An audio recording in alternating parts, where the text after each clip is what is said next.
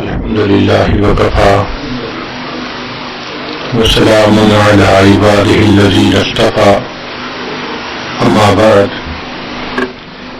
أعوذ بالله من الشيطان الرجيم بسم الله الرحمن الرحيم وتوبوا إلى الله جميعا أيها المؤمنون لعلكم تفلحون سبحان ربك رب العزة عما يصفون وسلام على المرسلين والحمد لله رب العالمين اللهم صل على سيدنا محمد وعلى آل سيدنا محمد وبارك وسلم.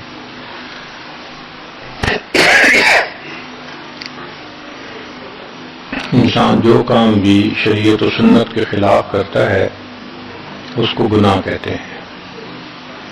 اس گناہ سے توبہ کرنا لازم ہوتا ہے. ارشاد باری تعالی ہے وَتُوبُوا إِلَى اللَّهِ جَمِيعًا أَيُّهَا الْمُؤْمِنُونَ لَعَلَّكُمْ تُفْلِحُونَ. اور اے ایمان والو تم سب کے سب اللہ کے سامنے توبہ کرو تاکہ تم فلاح پا جاؤ. چنانچہ ابن تیمیہ رحمۃ اللہ علیہ نے الایمان الاوسط ایک کتاب ہے، اس میں 10 اسباب بتائے ہیں جن سے انسان کے گناہ معاف ہوتے ہیں. یہ 10 اسباب ہمیں زبانی یاد ہونے چاہیے تاکہ ہم ان کے ذریعے سے اپنے گناہوں کی بخشش کا بندوبست کر لیں. سب سے پہلا سبب استغفار.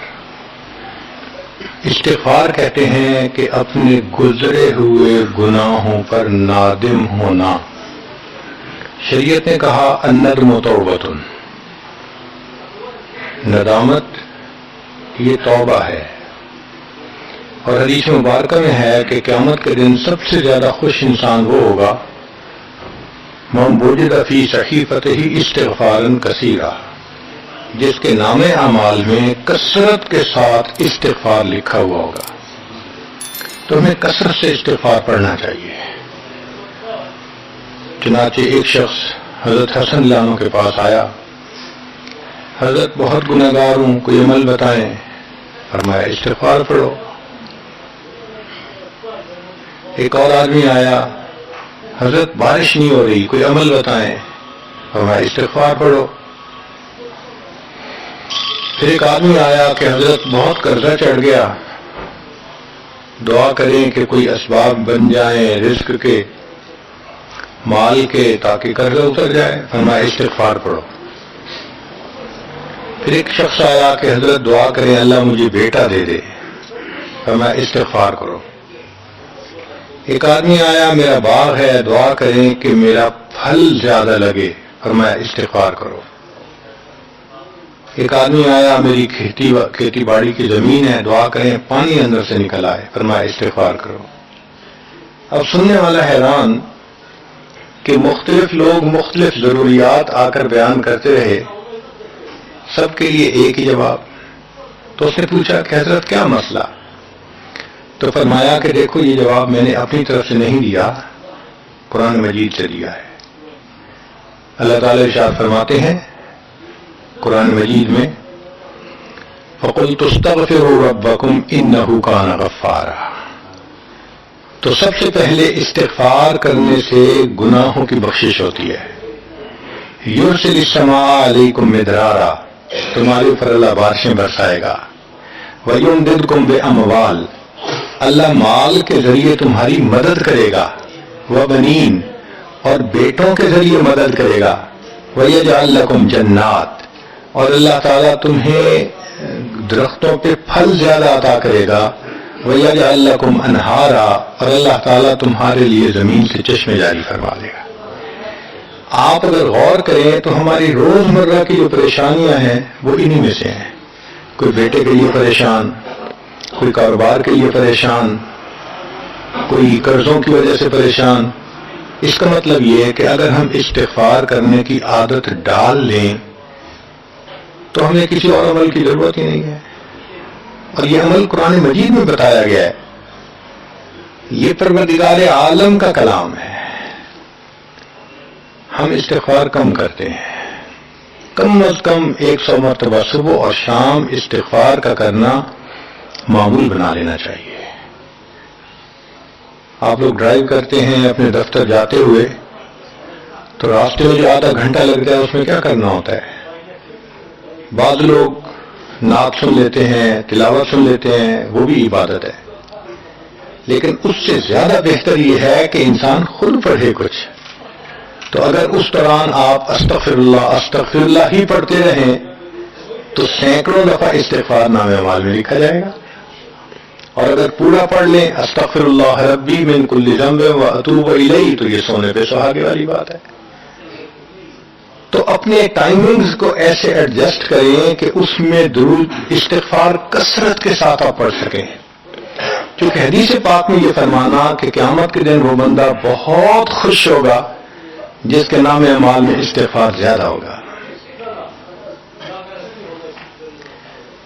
دوسرا سبب ہے توبہ. توبہ اور استغفار بہت قریب قریب ہیں، ان میں لائن آف ڈیمارکیشن ڈالنا تھوڑا ڈیفیکلٹ ہے. مگر علماء نے لکھا ہے کہ استغفار پچھلے گناہوں پہ ریپینٹنس کو کہتے ہیں، اور توبہ آئندہ گناہوں کو کمٹ نہ کرنا، اس کی کمٹمنٹ کرنا، عزم کرنا، اس کو کہتے ہیں. توبہ عزم جازم، ایک عہد کرنا کہ میں نے آج کے بعد گناہ نہیں کرنا، یہ توبہ کہلاتا ہے. تو گویا توبہ کا تعلق آئندہ گناہ نہ کرنا، استغفار کا تعلق پاسٹ کے ساتھ ہے کہ میں نے جو کیا برا کیا، اللہ بس میری غلطی کو پلیز معاف کر دیں، اس کو استغفار کہتے ہیں.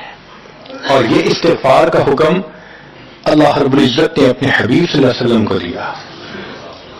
فسبح بحمد ربک واستغفرہ، حکم ہے، صیغہ ہے امر کا. اللہ کے محبوب صلی اللہ علیہ وسلم کو اگر یہ حکم ہے تو سوچئے پھر ہمیں استغفار کرنے کی کتنی ضرورت ہے. توبہ ہر بندے پہ کرنی ضروری. چنانچہ کافر ہے تو وہ کفر سے توبہ کر کے مسلمان بن جائے، مومن ہے گناہوں سے توبہ کر کے نیک بن جائے. جو نیک ہے وہ جو اپنے اعمال کے اندر غفلت ہوتی ہے، نماز کی غفلت، ذکر میں غفلت، تلاوت میں غفلت، اس غفلت سے توبہ کرے. اور جو کہے کہ جی میں تو اس سے بھی توبہ کرتا ہوں، تو بھائی ہم جو اعمال کرتے ہیں یہ اس کوالٹی کے تو نہیں کہ اللہ تعالیٰ کے ہاں قبولیت پا سکیں. اب پھر استغفار کرنا کہ اللہ اس کو قبول کر لیجئے، کیونکہ اللہ کے محبوب صلی اللہ علیہ وسلم نے فرمایا ما عبدناک حق عبادتک، اے اللہ ہم نے عبادت نہیں کی جیسے عبادت کرنے کا حق تھا. اگر سید الاولین والآخرین صلی اللہ علیہ وسلم یہ فرماتے ہیں، ہم کس کھیت کی گاجر مولی ہیں، ہماری عبادتیں کیا عبادتیں ہیں. تو استغفار کرنا، توبہ کرنا ہم میں سے ہر بندے پر لازم ہے. تیسری چیز جس سے کہ گناہ معاف ہوتے ہیں، الحسنات الماحیہ، نیکیاں. جو انسان نیک اعمال کرتا ہے تو گناہ دھل جاتے ہیں. نیک اعمال کی مثال صابن کی ہے، گناہوں کی مثال میل کی سی ہے. صابن جتنا زیادہ لگتا ہے اتنا میل دھل جاتی ہے. ان الحسنات یذہبن السیئات. یہاں شیطان دھوکہ دیتا ہے. مثلا اگر کوئی بچہ تعلیم پا رہا ہے مگر کوئی گناہ بھی کرتا ہے، تیرے علم کا کیا فائدہ، گناہ تو چھوڑتا نہیں. بھائی اگر گناہ کرتے ہیں تو علم تو الٹا ان گناہوں کو دھوئے گا، وہ علم ہی چھڑوا دیتا ہے تاکہ دھونے کا مسئلہ ہی نہ رہے. اب عورت سوچے گی میں پردہ تو کرتی نہیں، نمازوں کا کیا فائدہ. یہ دھوکہ ہے شیطان کا. بھئی آپ نمازیں پڑھتی رہو، اس نمازوں کی برکت سے اللہ پھر پردے کی بھی توفیق دے دیں گے. تو نیکی نہیں چھوڑنی چاہیے کبھی بھی. یہ سوچ کے جی میں اچھا تو ہوں نہیں، کیا فائدہ. فائدہ ہے. جب اللہ فرما رہے ہیں کہ نیکیاں گناہوں کو دھو دیتی ہیں، بھئی گناہ تو ہم چھوڑتے نہیں اور نیکی آرام سے چھوڑ دیتے ہیں، یہ کہاں کی لاجک ہے. تو اس لیے نیکی بھاگ بھاگ کے کرنی چاہیے. اگر گناہ ہے تو نیکی اور زیادہ کریں تاکہ نیکی کی برکت سے گناہوں کی ظلمت ختم ہو جائے اور دھل جائے۔ حدیث پاک میں ہے بندہ گناہ کرتا ہے لکھ دیا جاتا ہے، دوسرا گناہ، تیسرا، 5 گناہ کرتا ہے، پھر اس کے بعد وہ ایک نیکی کرتا ہے تو نیکی والا فرشتہ کہتا ہے کہ دیکھو اللہ کے ہاں دستور ہے من جاء بالحسنۃ فلہ عشر امثالھا، اس کو 10 نیکیاں ملنی تھیں، تم نے 5 گناہ لکھے ہیں نا، اچھا تم 5 گناہ مٹا دو، میں نامہ اعمال میں 10 نیکیوں کی بجائے صرف 5 نیکیاں بیلنس وہ ڈال دیتا ہوں۔ چنانچہ 5 گناہ مٹا دیے جاتے ہیں، 5 نیکیاں نامہ اعمال میں لکھ دی جاتی ہیں۔ اس لیے خوب نیکی کرنی چاہیے تاکہ اللہ تعالیٰ گناہوں کی ظلمت سے ہمیں محفوظ فرما دے۔ چوتھی چیز جس سے کہ گناہ معاف ہوتے ہیں، دعاء المؤمنین للمؤمن، جو ایمان والے ایک دوسرے کے لیے دعائیں کرتے ہیں اس سے بھی گناہ معاف ہوتے ہیں۔ چنانچہ عمر لانو جا رہے تھے عمرے کے لیے، نبی اسلام نے فرمایا اے بھائی ہمیں اپنی دعاؤں میں نہ بھولنا، تو نبی اسلام نے امت کو تعلیم دی کہ ایک دوسرے کو دعاؤں کے لیے کہنا چاہیے۔ یہ بہت اچھی عادت ہے کہ جب کسی سے ملیں جی ہمیں اپنی دعاؤں میں یاد رکھیں، والدین کو کہنا، بڑوں کو کہنا، دوستوں کو کہنا، کیا معلوم کس کی مانگی ہوئی دعا کام آ جائے۔ اس دعا کا فائدہ ہوتا ہے نا، تبھی تو قرآن مجید میں دعا سکھائی گئی، ربنا اغفر لنا ولاخواننا الذین سبقونا بالایمان، اے اللہ جو ہم سے پہلے ایمان والے چلے گئے ان کی بھی مغفرت فرما دے۔ تو فائدہ ہوتا ہے تو قرآن نے دعا سکھائی ہے نا، تو ایمان والوں کی دعاؤں سے دوسرے ایمان والوں کو فائدہ ہوتا ہے۔ حدیث پاک میں ہے دوست کی دعا دوست کے پیچھے رد نہیں کی جاتی، کیوں؟ اس میں خلوص ہوتا ہے۔ تو اس لیے حدیث پاک میں ہے، مسلم شریف کی روایت ہے کہ اگر کوئی آدمی فوت ہو جائے اور 40 آدمی جنازہ پڑھ لیں جو ایمان والے ہوں، توحید والے ہوں، فرمایا ما من رجل مسلم یموت فیقوم علی جنازتہ 40 رجلا لا یشرکون باللہ شیئا الا شفعهم اللہ فی، اللہ 40 بندوں کی نماز جنازہ کو قبول کر کے میت کی مغفرت فرما دیتے ہیں۔ 5واں عمل ما یعمل للمیت من اعمال البر، ہم اپنے فوت شدہ لوگوں کے لیے جو نفل کے کوئی نیک کام کرتے ہیں اس سے بھی ان کے گناہ معاف ہوتے ہیں۔ مثلا صدقہ کر دیا، قرآن پاک پڑھا، ان کو بخش دیا، ان کی طرف سے عمرہ کیا، حج کیا، ان نفلی اعمال کا ثواب ان کو ملتا ہے، اس کی وجہ سے ان کے گناہوں کو معاف کر دیا جاتا ہے۔ چنانچہ حضرت شیخ الحدیث رحمۃ اللہ علیہ نے فضائل ذکر میں یا کسی اور کتاب میں واقعہ لکھا ہے کہ ایک اللہ والے تھے، قبرستان کے قریب سے جاتے ہوئے انہوں نے کچھ پڑھ کے قبرستان والوں کو بخش دیا۔ رات خواب دیکھا کہ وہی قبرستان والے ہیں اور ایک آدمی آتا ہے جیسے کوئی ڈاک تقسیم کرنے والا ڈاکیا ہوتا ہے، اور سب اس کی طرف بھاگ پڑتے ہیں جیسے ڈاک لینے کے لیے ہو۔ ایک بندہ پیچھے آرام سے بیٹھا ہوتا ہے، وہ پوچھتا ہے کیا معاملہ؟ وہ کہتے ہیں کہ یہ فرشتہ آیا ہے، روزانہ کی جو ڈاک آئی ہے نا نیکیوں کی، جو اولاد نے، رشتہ داروں نے، دوستوں نے کیے، لہذا وہ اعمال نیکیاں ملتی ہیں تو یہ سب لوگ جاتے ہیں کہ نیکیاں ملیں گی، ہمارا درجہ بڑھے گا۔ اس نے کہا کہ آپ کو ضرورت نہیں ہے؟ کہنے لگا ہاں میں لے لوں گا، مگر میرا ایک بیٹا ہے جسے میں نے قرآن پاک کا حافظ بنایا، اس کی دکان ہے، وہ سارا دن دکان پہ بیٹھا رہتا ہے اور ساتھ ساتھ قرآن پڑھتا رہتا ہے، تو مجھے اتنی نیکیاں مل جاتی ہیں کہ میں بعد میں لے لوں گا۔ اس نے کہا بیٹا کہاں؟ اس نے کہا فلاں جگہ دکان ہے۔ وہ اللہ والے جب وہاں گئے اگلے دن تو دیکھا کہ ایک نوجوان ہے اور وہ بیٹھا ہوا ہے، گاہک آتا ہے تو اس کو سودا بیچ دیتا ہے، جب گاہک کوئی نہیں ہوتا تو وہ قرآن پڑھنا شروع کر دیتا ہے۔ تو وہ سمجھ گیا کہ میرا خواب سچا تھا، اس بچے کے قرآن پڑھنے سے اس کے والد کو خوب بینیفٹ مل رہا ہے۔ کچھ عرصے کے بعد دوبارہ پھر اسی قبرستان کے قریب سے گزرے، پھر انہوں نے کچھ پڑھ کے بخش دیا۔ رات خواب میں دیکھا کہ اب جب تقسیم ہوا تو سب بھاگے تو وہ بندہ بھی بھاگا. انہوں نے کہا آپ بھی بھاگ رہے ہو؟ کہنے لگا ہاں میں اس لیے بھاگ رہا ہوں کہ میرا وہ بیٹا فوت ہو گیا. اب مجھے قرآن پڑھ کے بخشنے والا کوئی ایسا ہے نہیں، تو جو عام ایمان والوں کا ثواب آتا ہے میں بھی اسی میں سے اپنا حصہ لینے کے لیے آیا. تو ایمان والوں کے ان اعمال کا ثواب بھی ملتا ہے، اور اصل میں یہ اسی بندے کا اپنا عمل ہوتا ہے. یہ ذہن رکھنا کہ جو ایمان والے پڑھ کے بخشتے ہیں نا، اس کا ثواب کیوں ملتا ہے؟ اس کا اپنا عمل. دیکھو اس نے نیکوں سے تعلق جوڑا. وہ بھی تو ہوتے ہیں جن کے مرنے کے بعد پیچھے ریچھ کتے کی لڑائی کرواتے ہیں، میلے لگواتے ہیں، موسیقی کی محفلیں ہوتی ہیں، وہ بھی تو ہوتے ہیں نا، تو ان کو کچھ نہیں ملتا. اس بندے نے نیکوں سے محبت کی، یہ اس کا اپنا عمل ہے. اس کی محبت کی وجہ سے اب یہ لوگ اس کو پڑھتے ہیں، اللہ اس کو ثواب پہنچا دیتے ہیں. تو اس کے اپنا عمل ہے اصل میں.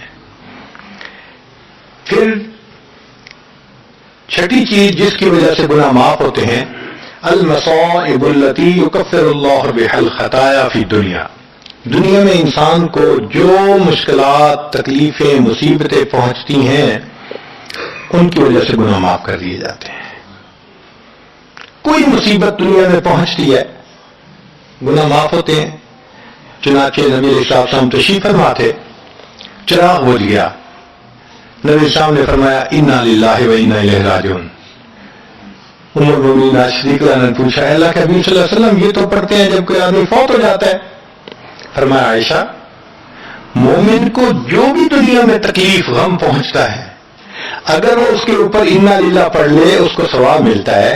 تو سوچنے کی بات ہے، چراغ کے بجھنے پر اگر ثواب ملتا ہے تو کسی عزیز کی زندگی کا چراغ بجھ گیا اس پر کتنا ثواب ملے گا. اس لیے تکلیف آئے تو پریشان ہونے کی بات نہیں ہوتی، صبر کرنے کی بات ہوتی ہے. انسان بے صبری کے ذریعے خواہ اس تکلیف پر ملنے والے ثواب سے اپنے آپ کو محروم کر دیتا ہے. بے صبری سے تکلیف ختم نہیں ہوتی، ثواب ملنا بند ہو جاتا ہے. تو بے صبری کا کیا فائدہ؟ اور ہو سکتا ہے کہ یہ مصیبت جو آئی یہ بندے نے خود مانگی ہو. یہ بھی عجیب بات ہے.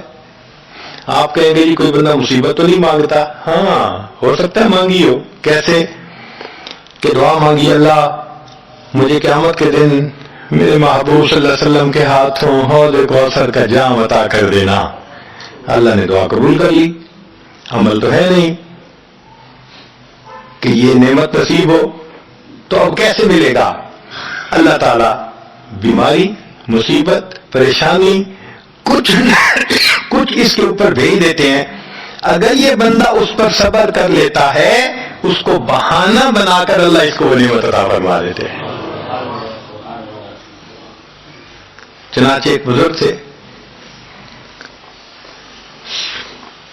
70s میں تھے، بیوی بھی اسی طرح بہت نیک تھی.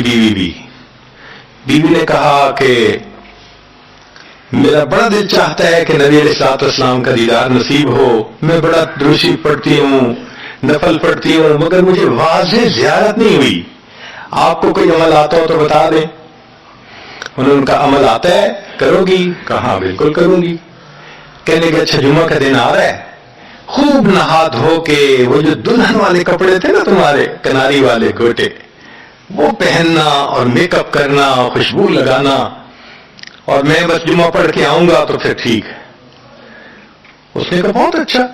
وہ اللہ کی بندی نہائی دھوئی دلہن کی طرح خوب تیار ہوئی، کپڑے دلہن والے پہنے. ان بزرگوں نے جمعہ کی نماز پڑھی تو ساتھ بھائی کا گھر تھا اس کی، یعنی ان کی بیوی کا. تو بیوی کے بھائی کے گھر چلے گئے. اس کو جا کے کہا میری عمر دیکھو اور آ کے اپنی بیوی بہن کی حالت دیکھو. اس نے کہا کیا مسئلہ؟ وہ ساتھ آ گیا. اور جب گھر آ کے اس نے دیکھا تو بیوی تو دلہن بنی بیٹھی ہے. بھائی کو غصہ آیا، تمہیں اپنی یہ تمہاری عمر اور یہ تمہارے لچھن. اس نے تو ڈانٹا اور وہ بیچاری روئی، اس کا دل ٹوٹا، رو رو کے حال برا، سو گئی. اللہ کی شان کہ اس نیند میں اس کو نبی علیہ السلام کی زیارت نصیب ہو گئی. اب وہ اٹھی تو وہ خوش بھی ہے اور پریشان بھی ہے. خوش اس بات پہ کہ زیارت ہو گئی اور پریشان اس بات پہ کہ میاں نے کیا کیا, خود کہا دلہن بنو اور خود بھائی سے مجھے ڈانٹ پڑوا دی. تو پھر اس نے پوچھا کہ آپ نے ایسا کیوں کیا؟ انہوں نے کہا دیکھو میں تمہاری زندگی کو قریب سے جانتا ہوں, میں نے تمہیں اتنا پیار محبت سے رکھا ہے کہ تمہیں زندگی کے کوئی تکلیف نہیں پہنچنے دی. میں نے تم نے عبادت کی انتہا کی ہے, مگر کچھ نعمتیں ہوتی ہیں جو دل ٹوٹنے پہ ملتی ہیں, تو تمہارا تو کبھی دل ٹوٹا نہیں. تو میں نے ایک بہانہ بنایا کہ تمہیں کہا دلہن بنو, بھائی کو شکایت لگا دی, اسے ڈانٹ پلا دی, تمہارا دل ٹوٹا, اللہ کو رحم آ گیا. اللہ تعالیٰ ٹوٹے دلوں پر رحم فرما دیتے ہیں. تو ممکن ہے کہ یہ مصیبت, یہ پریشانی اللہ کی طرف سے ہمارے لیے انعام کا سبب بن کے آئی ہو. اس لیے ہمارے بزرگوں نے کہا سکھ دکھاں تو دیوا وار, کہ میں سکھوں کو دکھوں پہ قربان کر دوں. سکھ دکھاں تو دیوا وار, دکھ آن ملائم یار, کہ دکھوں نے مجھے میرے یار سے ملا دیا. اللہ کو بڑا ترس آتا ہے اس بندے پر جس پر کوئی مصیبت آتی ہے, پریشانی آتی ہے.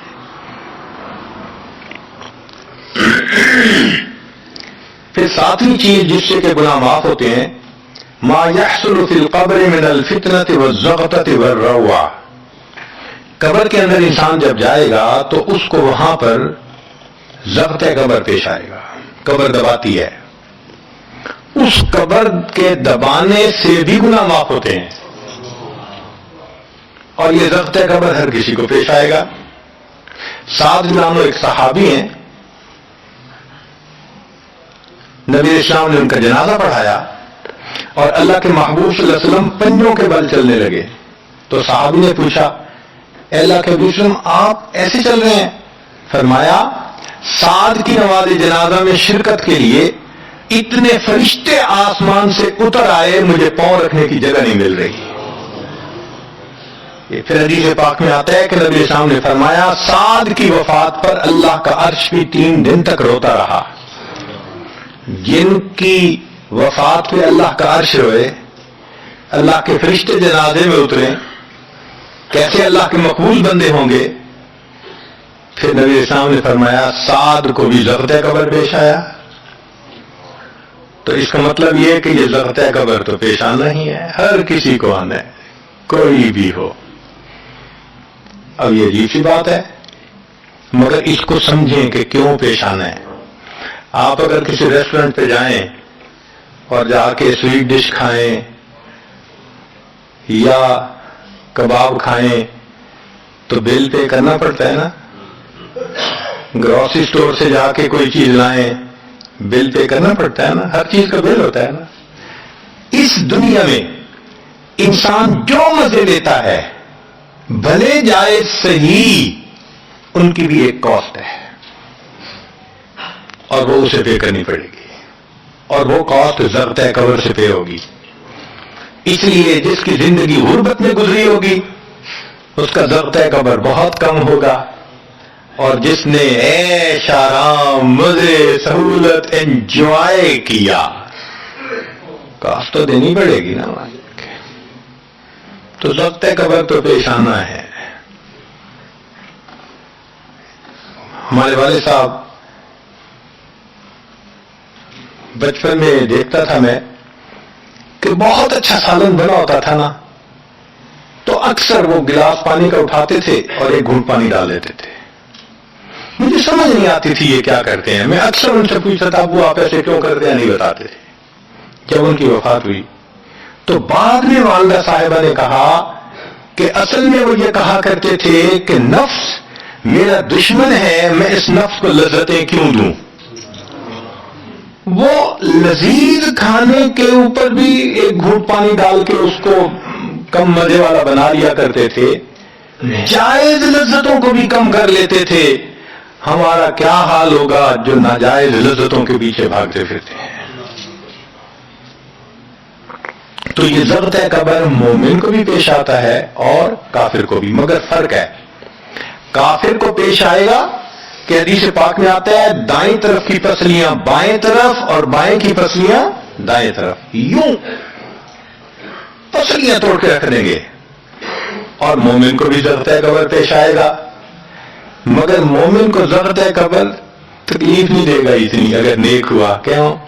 اچھا آپ بتائیں سر میں درد ہو تو آپ کہتے ہیں نا ذرا سر دبا دو، تو تکلیف ہوتی ہے یا راحت ملتی ہے؟ سر دبانے سے راحت ملتی ہے۔ جس طرح سر درد میں کوئی دبائے سر کو راحت ملتی ہے، ایسے ہی مومن کو ضرورت قبر تو پیش آئے گا مگر مومن کے لیے راحت کا سبب ہوگا۔ آٹھویں چیز جس سے کہ گناہ معاف ہوں گے، احوال یوم القیامت وکربھا وشدائدھا، قیامت کے دن جو انسان کو ایک وحشت کی کیفیت ہوگی، ہول کی کیفیت ہوگی، خوف ڈر کی کیفیت ہوگی۔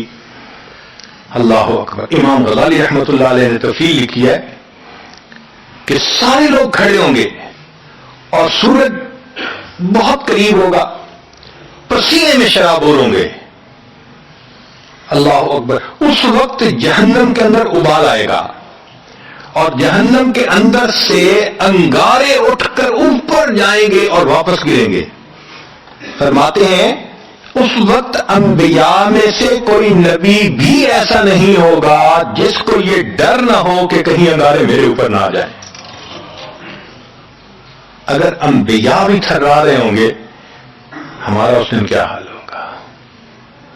تو قیامت کے دن کی دہشت اور وحشت کوئی چھوٹی چیز نہیں ہے، مگر اس سے بھی اللہ تعالیٰ ایمان والوں کے گناہوں کو معاف فرما دیں گے۔ پھر نئی چیز جس سے کہ گناہ معاف ہوں گے،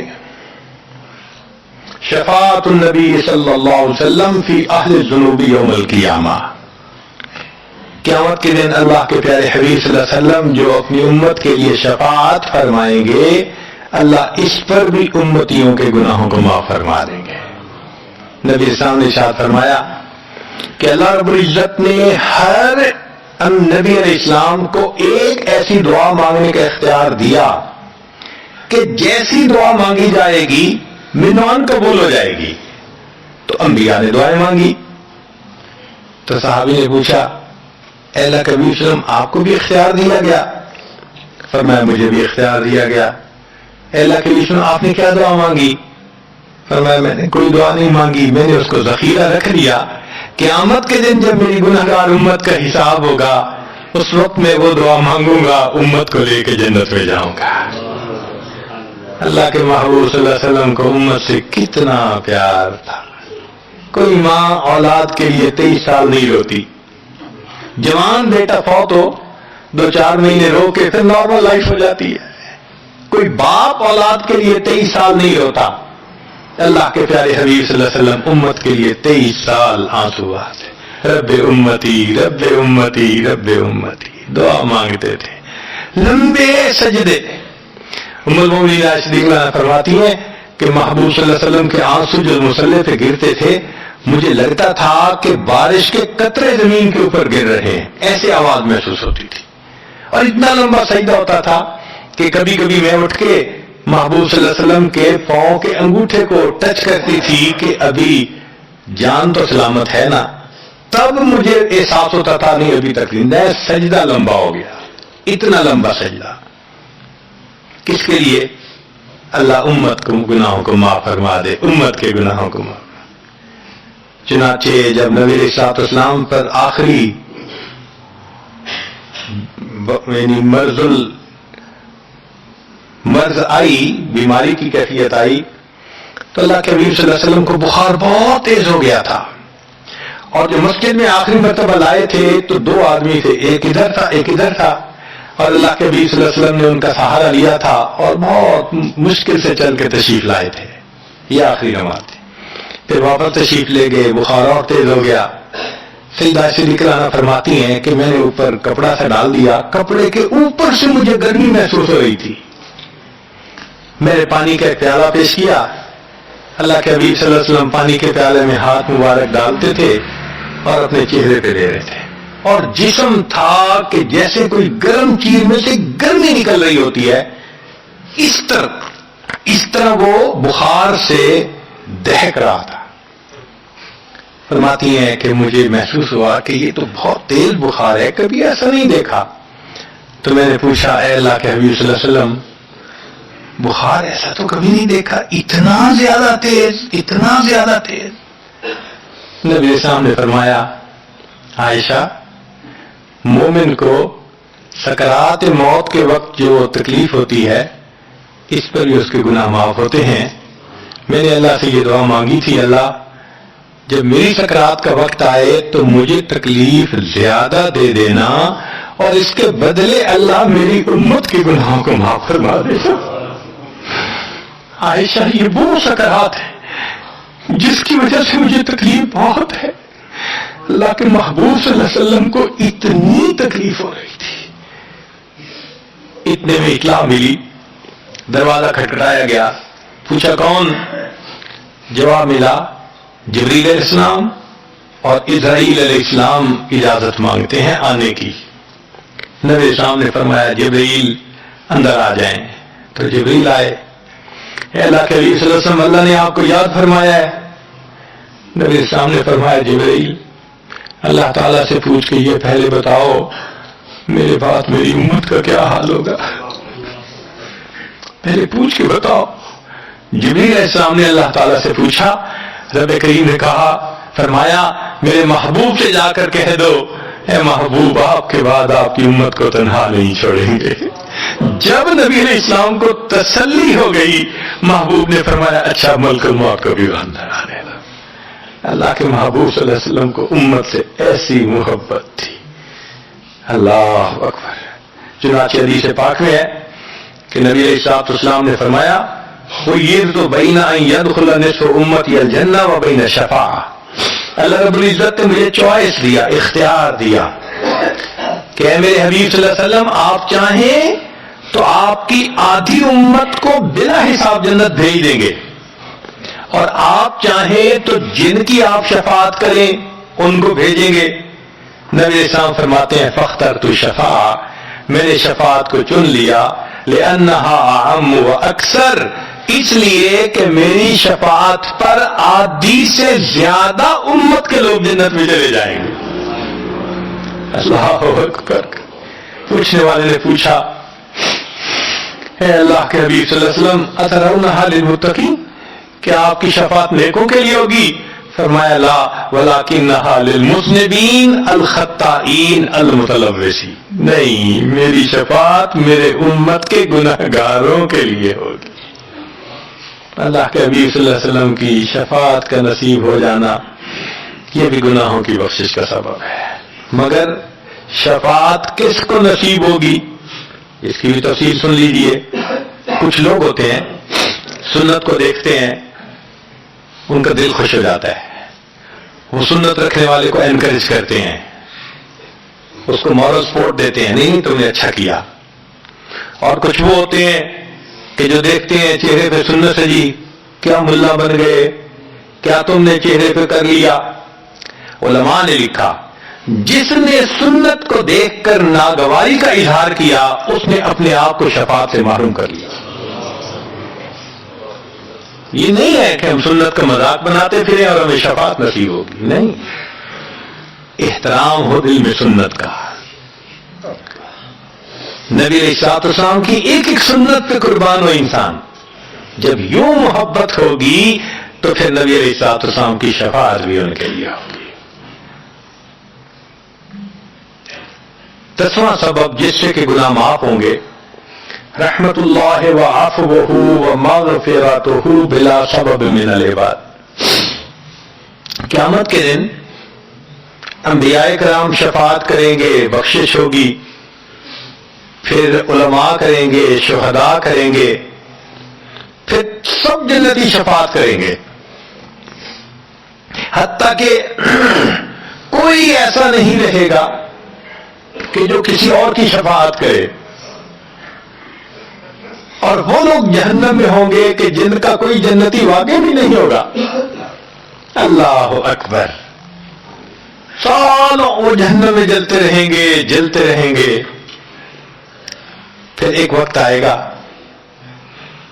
کہ ان میں سے جن کے دل میں تھوڑا سا بھی ایمان ہوگا نا، اگرچہ اس کی شفاعت کرنے والا کوئی نہیں ہوگا، ان کو بھی اللہ بخشنے کا سبب بنائیں گے۔ وہ کیسا ہوگا؟ حدیث پاک میں آتا ہے کہ یہ جو ایمان والے ہوں گے نا، ان کے اور کافروں اور مشرکین کے درمیان جو دیوار تھی نا آگ کی، اس کو ذرا ٹرانسپیرنٹ اللہ بنائیں گے۔ تو مشرکین دیکھیں گے اور کہیں گے ہم تو جل ہی رہے تھے، اور تم تو کلمہ پڑھتے تھے، تم بھی یہاں جل رہے ہو۔ تو وہ جب ان کو کلمے کا تانا دیں گے کہ تمہارا نام تو مسلمانوں والا تھا نا، تو اس وقت وہ جہنمی اللہ سے فریاد کریں گے، اللہ تیری توحید کا تانا دیتے ہیں، کہا گیا تمہارا خدا، تم بھی ہمارے ساتھ جل رہے ہو۔ جب وہ فریاد کریں گے، اللہ تعالیٰ جبرائیل علیہ السلام کو فرمائیں گے، جبرائیل جاؤ، جس کے دل میں ذرہ برابر بھی تمہیں ایمان نظر آتا ہے اس کو بھی جہنم سے نکالنا، ان کو بھی جہنم سے نکال دیا جائے۔ پھر اس کے بعد وہ بچیں گے کہ جن کا ذرہ ایمان بھی نہیں فرشتے کو نظر آئے گا، مگر اللہ فرمائیں گے انبیاء نے بھی شفاعت کر لی، شہداء نے بھی، علماء نے بھی، جنتیوں نے بھی، اب میں اپنی رحمت کا اظہار کرتا ہوں، میں بھی تو بندوں سے محبت کرتا ہوں۔ حدیث پاک میں ہے ثلاث حشیات، یوں کر کے اگر گندم ہونا اور انسان دونوں ہاتھوں کو ایسے کرے تو اس کو لپ کہتے ہیں، لپ بھرنا۔ تو اس میں ہزاروں چاول کے دانے آ سکتے ہیں۔ سوچئے اللہ رب العزت لپ بھریں گے تو وہ کتنی بڑی ہوگی، کھربوں لوگ ہوں گے۔ ایک لپ کو بھر کے نکالا جائے گا، پھر دوسری کو نکالا جائے گا، پھر تیسری لپ بھر کے نکالیں گے۔ پھر ایک حوض ہوگا، کہا جائے گا جہنمی کو اغتسل فی ھذا الغدیر، اس حوض کے اندر تم جاؤ غسل کرو۔ جب وہ غسل کریں گے بالکل ان کے جسم سے ہی سلامت ہو جائیں گے۔ پھر اللہ تعالیٰ ان کو جنت عطا فرمائیں گے، مگر ان کے ماتھے پر لکھا ہوا ہوگا اتقاء الرحمن، کہ رحمان نے اپنی رحمت سے ان کو رعایتی پاس کر دیا، وہ جنت میں جائیں گے۔ اب جو جنت میں جائیں گے تو جنتی لوگ ان کے ساتھ ملیں گے، خوش ہوں گے، مگر کہیں کہیں کوئی ان کو کہے گا ہم تو اللہ کے فضل سے سیدھا آ گئے، تم تو آیا فلاں جگہ سے آئے ہو نا، رعایتی پاس ہو۔ اب جب ان کو رعایتی پاس کا تانا ملے گا تو ان کو عجیب لگے گا۔ پھر ایک وقت آئے گا کہ یہ سب اتقاء الرحمن اللہ کے سامنے فریاد کریں گے، اللہ آپ نے اپنی رحمت سے جہنم سے نکال دیا، جنت بھیج دیا، یہ جو مہر ایک لگا دی یہ بھی تو اتار دیجیے نا۔ تو اللہ تعالیٰ ان کی مہر کو ختم فرمائیں گے اور یہ جنت میں رہنے لگ جائیں گے۔ امام غزالی رحمت اللہ علیہ اس واقعے کو نقل کرنے کے بعد لکھتے ہیں، میرا کوئی عمل ایسا تو نہیں کہ میں امید کروں کہ میں جنت چلا جاؤں گا، کاش اللہ مجھے ان اتقاء الرحمن میں شامل فرما لیتے، کاش کہ اللہ تعالیٰ مجھے ان اتقاء الرحمن میں شامل فرما لیتے۔ بے گناہوں میں چلا زاہد جو اس کو دیکھنے، مغفرت بولی ادھر آ میں گنہگاروں میں ہوں، وہ کرشمے شان رحمت نے دکھائے روز حشر، چیخ اٹھا ہر بے گناہ میں بھی گنہگاروں میں ہوں۔ اللہ اکبر۔ حضرت قاری طیب صاحب رحمۃ اللہ علیہ ایک کتاب میں لکھتے ہیں، اتنا اللہ کی رحمت کا ظہور ہوگا، اتنا ظہور ہوگا اس دن، ایک ایسا وقت آئے گا کہ شیطان بھی سر اٹھا کر دیکھے گا، اسے بھی امید لگے گی شاید میری بھی مغفرت کر دی جائے۔ وَكَانَ بِالْمُؤْمِنِينَ رَحِيمًا۔ اللہ تعالیٰ قیامت کے دن اپنی رحمت کا اظہار فرمائے۔ اللہ کرے قیامت کے دن اللہ کی رحمت سے ہمارا کام بن جائے۔ اللہ تعالیٰ ہمیں اپنے گناہوں سے سچی توبہ کرنے کی توفیق عطا فرمائے، اور اللہ تعالیٰ ہمیں اپنے بخشش کیے ہوئے گنہگار بندوں کی قطار میں قیامت کے دن شامل فرمائے۔ وآخر دعوانا ان الحمد للہ رب العالمین۔